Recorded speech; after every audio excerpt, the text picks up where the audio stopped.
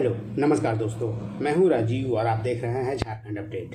दोस्तों चलिए शुरू करते हैं झारखंड अपडेट के आज के इस सेशन को, जो कि 4 फरवरी का सेशन है।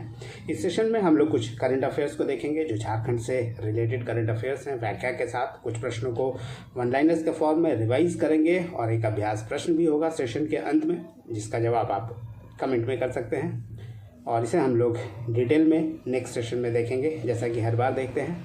और इसका पीडीएफ मैं आपको अवेलेबल करा दूंगा टेलीग्राम चैनल पे, डिस्क्रिप्शन में लिंक है, आप इसे ज्वाइन कर सकते हैं। तो आइए शुरुआत करते हैं आज के इस सेशन को। और सेशन की शुरुआत पिछले वीडियो के अभ्यास प्रश्न से। और यह प्रश्न था दोस्तों, tribal research institute Ranchi Mundari भाषा का ट्रांसलेशन हिंदी और अंग्रेजी में करने के लिए किस एआई टूल पर काम कर रहा है। ऑप्शन है इसके लिए, option A Advani tool, option B उदितवाणी टूल, ऑप्शन सी विश्वास टूल या ऑप्शन डी आदिवासी टूल। दोस्तों आपको बता दें कि हिंदी और अंग्रेजी में मुंडारी भाषा का ट्रांसलेशन करने के लिए जो एआई टूल का यूज़ किया जाना है, जिस पे काम चल रहा है, रिसर्च चल रहा है, उस टूल का नाम है आदिवाणी टूल, यानी ऑप्शन ए इसका सही उत्तर है। आइए इसके बारे में थोड़ा और डिटेल में जान लेते हैं। आपको बता दें कि TRI यानी रामदयाल मुंडा जनजातीय शोध संस्थान में मुंडारी भाषा का अनुवाद हिंदी और अंग्रेजी में और वाइस वर्सा यानी हिंदी और अंग्रेजी का अनुवाद मुंडारी भाषा में करने के लिए एक AI टूल पर TRI काम कर रहा है, रिसर्च कर रहा है आर्टिफिशियल इंटेलिजेंस पे।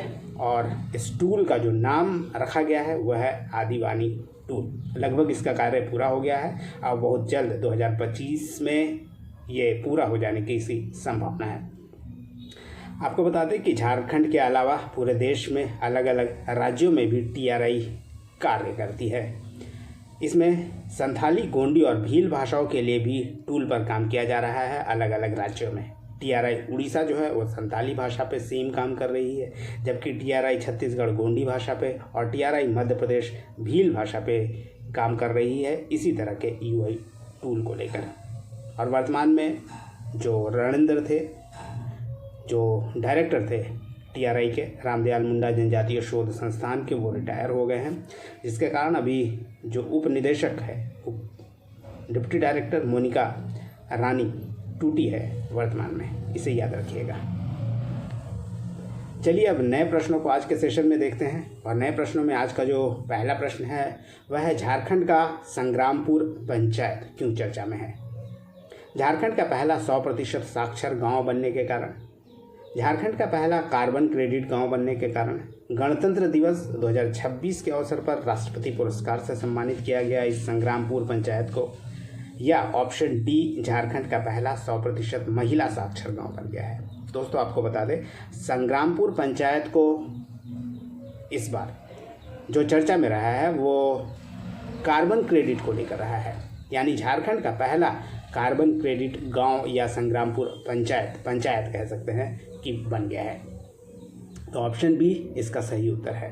आपको बता दें कि अब तक जो ट्रेडिशनल तरीके से गांव में जलावन आदि का प्रयोग किया जाता था, लकड़ी आदि का, उससे पूरा गांव मुक्त हो गया है। अब पूरी तरह से कार्बन क्रेडिट को लेकर इस गांव को क्रेडिट दिया जा रहा है।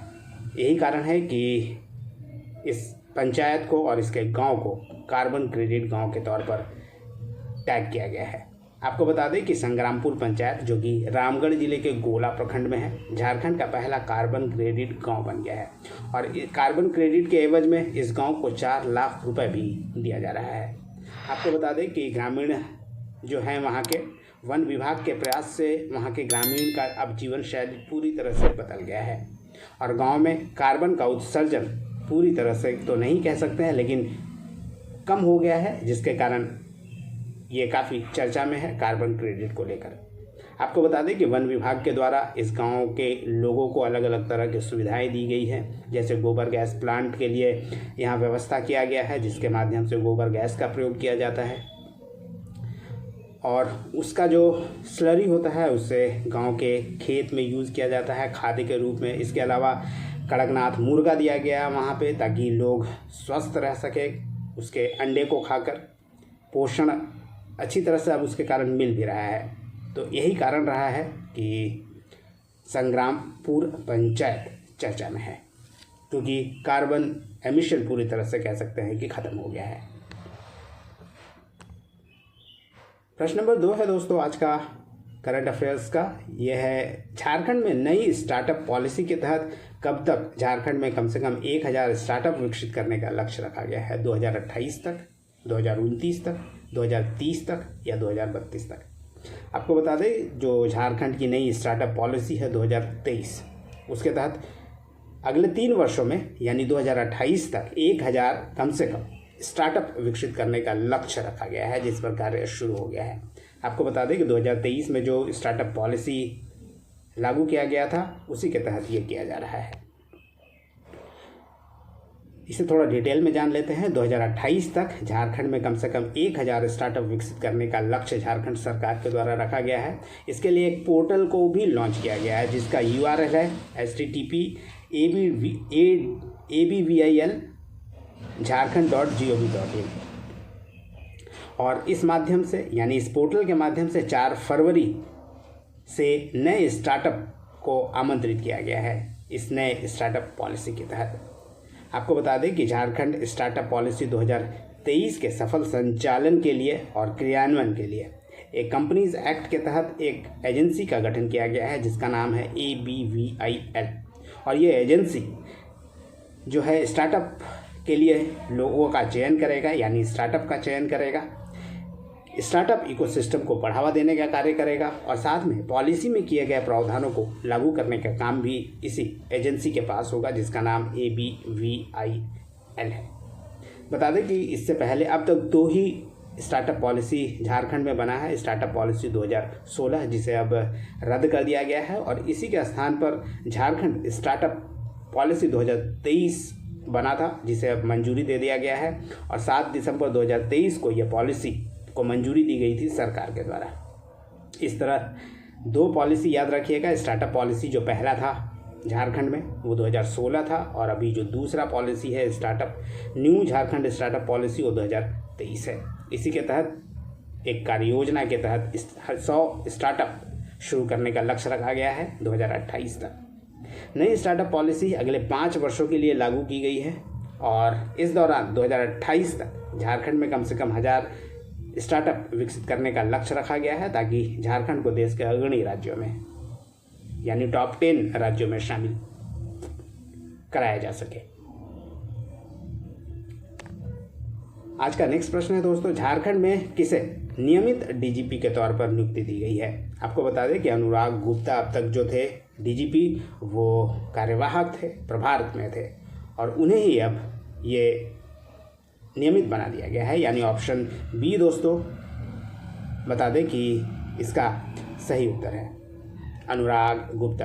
अब तक वही DGP हैं जो प्रभारी थे और अब तक जो DGP प्रभारी थे उन्हें अब नियमित DGP के तौर पर नियुक्त कर दी गई है, सरकार ने के द्वारा नियुक्त किया गया है, यानी ऑप्शन बी इसका सही उत्तर है।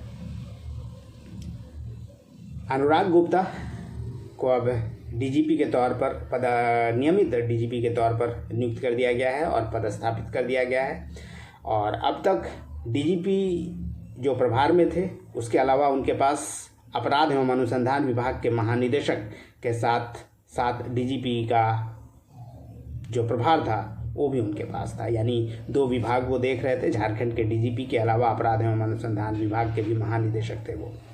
आपको बता दें कि वो मूलतः पंजाब के रहने वाले 1990 बैच के IPS अधिकारी थे और प्रतिबिंब ऐप को लेकर काफ़ी चर्चा में रहे थे वो और इसी के कारण उन्हें केंद्रीय गृह मंत्री अमित शाह के द्वारा सम्मानित भी किया गया था। आपको बता दें कि प्रतिबिंब ऐप के माध्यम से जो ऑनलाइन जो लोगों के साथ जो धोखाधड़ी होता है उसको काफ़ी कम किया जा सका है इस ऐप के माध्यम से और न केवल राज्य बल्कि दूसरे राज्यों को भी इस ऐप से काफ़ी लाभ हो रहा है। ये भी याद रखिए कि झारखंड के प्रथम DGP शिवाजी महान कैरे थे और 2023 में इनका निधन भी हो गया है। नेक्स्ट प्रश्न है दोस्तों, पलामू प्रमंडल के किसानों कि फसल बर्बादी को लेकर किस वन्य प्राणी को पलामू टाइगर रिजर्व यानी पीटीआर एरिया में रखने की तैयारी हो रही है, यानी इस पे कार्य किया जा रहा है। हिरण, हाथी, गौर जिसे बिसन कहते हैं, या नीलगाय। आपको बता दें, नीलगाय जो कि खेती को काफ़ी नुकसान पहुंचाने वाली ये गाय है, नीलगाय, इसी को लेकर तैयारी की जा रही है। कह सकते हैं कि इस पे कार्य किया जा रहा है ताकि नीलगाय से छुटकारा दिलाया जा सके किसानों को, विशेषकर पलामू प्रमंडल के किसानों को। आपको बता दें कि नीलगाय पलामू टाइगर रिजर्व एरिया में रखने की इसकी तैयारी चल रही है। इसको लेकर पलामू प्रमंडल के किसानों की 500 एकड़ की जो लगभग भूमि है ये बर्बाद हो चुकी है नीलगाय के कारण, और यही कारण रहा है कि अब वन विभाग नीलगाय की समस्या से स्थायी समाधान के लिए wild life institute of India के विशेषज्ञों की सहारा ले रही है और अध्ययन करा रही है कि नीलगाय को अगर पीटीआर में रखा जाता है तो किस तरह का प्रभाव पलामू टाइगर रिजर्व पे होगा। आपको बता दें कि नीलगाय जो कि एक वन्य प्राणी है और लगभग 2 दशक से जो ये नीलगाय है बिहार से पहुंची है, झारखंड इलाके में सोन व कोयल नदी पार करके बिहार पहुंची है, और लगभग 2 दशकों से जो पलामू प्रमंडल के किसान हैं इससे काफ़ी प्रभावित हो रहे हैं। कई किसान तो इसके कारण कृषि करना भी छोड़ चुके हैं, यानी खेती करना छोड़ चुके हैं। और इसी को ध्यान में रखते हुए वन विभाग नीलगाय को पीटीआर में रखने को लेकर एक अध्ययन विशेषज्ञों के द्वारा करवा रही है। और आज का प्रश्न नंबर 5 है, झारखंड में सभी सरकारी शिक्षकों को 50 घंटे की अनिवार्य प्रशिक्षण का आदेश दिया गया है। शिक्षकों को किस ऐप पर प्रशिक्षण दिया जाएगा? ई Vidyavahini portal, Jharkhand career portal, जे गुरुजी ऐप या सारथी पोर्टल। दोस्तों आपको बता दें, जी गुरुजी ऐप पर ये जो प्रशिक्षण दिया जाना है शिक्षकों का, सरकारी शिक्षकों को दिया जाएगा 50 घंटे का, ये जे गुरुजी ऐप पर दिया जाना है। आपको बता दें कि झारखंड के सभी सरकारी शिक्षकों को 50 घंटे की अनिवार्य प्रशिक्षण का आदेश झारखंड सरकार के द्वारा दिया गया है, और ये जो प्रशिक्षण दिया जाएगा शिक्षकों को ये जे गुरुजी ऐप के माध्यम से ऑनलाइन ही दिया जाएगा। आपको बता दें कि झारखंड की वर्तमान में मुख्य सचिव अलका तिवारी के निर्देश पर school education and literacy department ने प्रशिक्षण का मॉड्यूल भी तैयार कर लिया है, और मॉड्यूल के तहत शिक्षकों का प्रशिक्षण 1 फरवरी से शुरू हो गया है, और इसकी शुरुआत संथाल परगना प्रमंडल के जिलों से की गई है। और प्रशिक्षण के बाद जो प्रमाण पत्र शिक्षकों को दिया जाएगा वो भी इसी ऐप के माध्यम से ऑनलाइन दिया जाएगा, यानी जे गुरुजी ऐप के माध्यम से। चलिए दोस्तों, अब कुछ प्रश्नों को हम लोग रिवाइज कर लेते हैं, क्योंकि अब बारी है रिवीजन की। और रिवीजन के तहत जो आज का पहला प्रश्न है वह है संविधान प्रदत्त आदिवासी अधिकार खतरे में के नामक पुस्तक के लेखक कौन है? ये दामनी बारला है। मुख्यमंत्री मैया सम्मान योजना की राशि को बढ़ाकर प्रतिवर्ष कितने रुपए किए जाने की मंजूरी झारखंड कैबिनेट द्वारा की गई है? आपको बता दें कि प्रति वर्ष की बात है तो ये 30,000 रुपये प्रतिवर्ष हो जाती है, जबकि आपको पता होगा ये 1,000 रुपये से बढ़ाकर 2,000 रुपये कर दिया गया है, यानी 2,500 रुपये। झारखंड की नई मुख्य सचिव के रूप में किसकी नियुक्ति की गई है? दोस्तों वर्तमान में अलका तिवारी, जिनकी नियुक्ति कुछ महीनों पहले की गई थी, और वही अभी अलका तिवारी मुख्य सचिव के तौर पर कार्यरत है झारखंड में। महिला हॉकी इंडिया लीग के लिए झारखंड की कौन सी हॉकी खिलाड़ी को सबसे ज़्यादा बोली लगाकर दिल्ली एसजी पाइपर्स ने अपनी टीम में शामिल किया था? आपको बता दें दोस्तों, संगीता कुमारी ये हॉकी प्लेयर थी जो HIL में खेल रही थी। दिल्ली एसजी पाइपर्स ने उन्हें 22 लाख रुपए में अपनी टीम में शामिल किया था।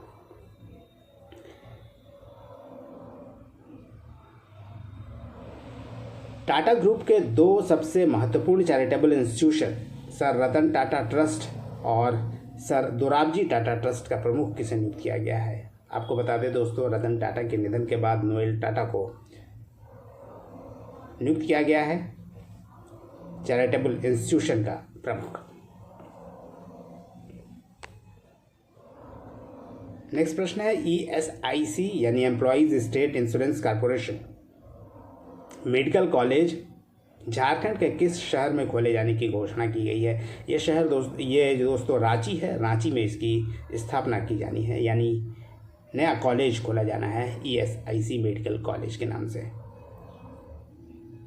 झारखंड के किस जिले के साउथ कटपुड़ा कोलफील्ड में हाइड्रोकार्बन भंडार मिलने की संकेत मिले हैं, जो कि भूवैज्ञानिकों को द्वारा अध्ययन के बाद पता चला है। रामगढ़ में दोस्तों हाइड्रोकार्बन के भंडार मिलने के संकेत मिले हैं, जिसका अध्ययन भूवैज्ञानिक कर रहे थे।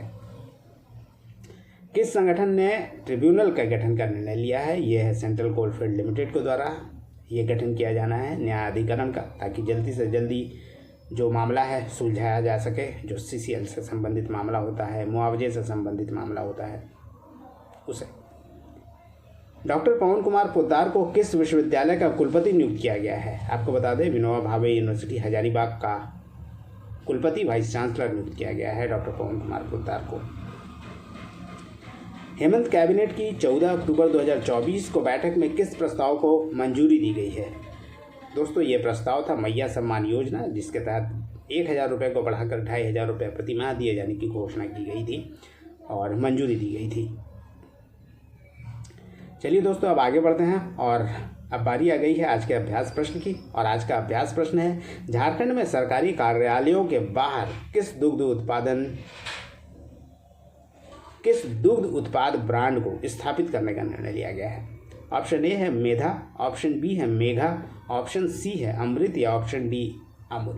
तो ये है दोस्तों आज का अभ्यास प्रश्न, जिसका जवाब आप कमेंट में कर सकते हैं। नेक्स्ट सेशन में इसे मैं आपको डिटेल में बताऊंगा व्याख्या के साथ। तो ये तो दोस्तों आज का सेशन, उम्मीद करता हूँ पसंद आया होगा। धन्यवाद, फिर मिलते हैं नेक्स्ट सेशन में। तब तक जुड़े रहिए, देखते रहिए झारखंड अपडेट। धन्यवाद दोस्तों।